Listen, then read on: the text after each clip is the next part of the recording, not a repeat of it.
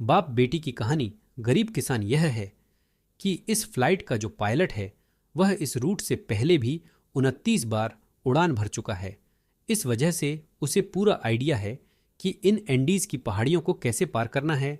Pilot के confidence की वजह से यह फ्लाइट 13 अक्टूबर को दोपहर के 2:18 पर फिर से उड़ान भरती।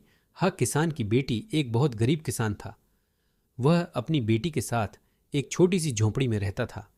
उसके पास खेती करने के लिए इतनी कम जमीन थी कि उसकी फसल को बेचकर उसे बिल्कुल थोड़े से रुपए मिलते थे।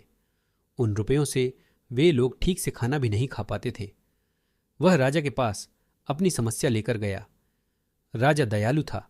उन्होंने किसान को अपनी जमीन में से कुछ जमीन दे दी खेती करने के लिए।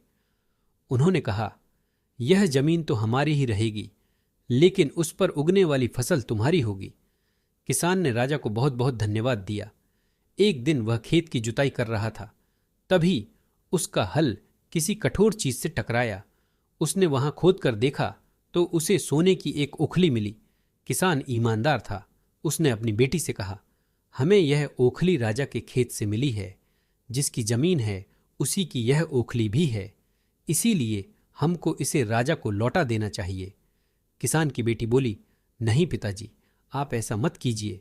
आपको सिर्फ ओखली मिली है। यदि राजा ने आपसे इसकी सोने की मूसल भी मांगी तो आप क्या करेंगे? आप इस ओखली को अपने ही पास रखिए। लेकिन किसान को यह बात ठीक नहीं लगी। वह बोला, जो चीज हमें मिली ही नहीं उसे मांगने का कोई अधिकार नहीं है। वह राजा के पास ओखली लेकर पहुंचा, लेकिन दरबार में ठीक वैसा ही हुआ जैसा कि किसान की बेटी ने सोचा था। राजा ने सोचा कि किसान ने लालचवश मूसल अपने पास रख ली है। किसान बेचारा सोने की मूसल कहां से लाकर देता। नतीजा यह हुआ कि किसान को जेल में डाल दिया गया। जेल में न उसे ढंग से खाना मिलता था, न पानी। किसान को ऐसी गलती की सजा दी गई थी जो उसने की ही नहीं थी। वह खाए पिए बिना निढाल हो गया। लेटे लेटे वह रोता रहता था और कहता था, बेटी की बात मानी होती, काश मैंने अपनी बेटी की बात मानी होती। एक दिन राजा ने उसे ऐसा कहते हुए सुन लिया। उन्होंने किसान से पूछा कि वह ऐसा क्यों कह रहा है।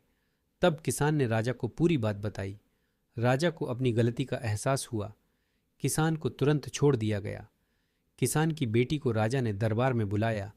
उससे बातें करने के बाद राजा को पता चल गया कि वह कितनी बुद्धिमान है। किसान की बेटी को राज्य के खजाने का मंत्री बना दिया गया। उन्हें रहने के लिए घर और सभी सुख सुविधाएं दी गईं। किसान और उसकी बेटी सदा खुश रहने लगे। किसान को थोड़ा कष्ट जरूर झेलना पड़ा, लेकिन अंत में जीत सच्चाई की हुई।